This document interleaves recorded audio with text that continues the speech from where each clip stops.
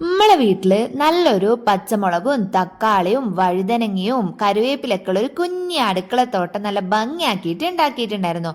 ഒരു നാൾ അത് നല്ല തഴച്ചു വളർന്നുകൊണ്ടിരിക്കുമ്പോ പെട്ടെന്നായിരുന്നു അതങ്ങ് വാടി ഉണങ്ങിപ്പോയത്. ആകെ വിഷമായി പോയി. എല്ലാരും വാടി ഉണങ്ങിയിരിക്കുന്നു.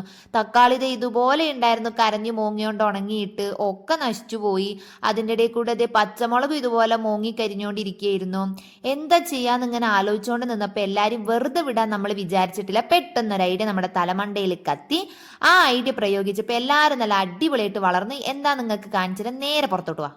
ഒട്ടുമിക്ക എല്ലാവർക്കും അറിയാവുന്ന ഐഡിയ ആയിരിക്കും. എന്നാലും എന്നെ പോലെ ചെടി വാടി തുടങ്ങുമ്പോഴേക്കും എടുത്ത് വലിച്ചെറിയുന്നവർ ഇതൊന്ന് ട്രൈ ചെയ്ത് നോക്കുക.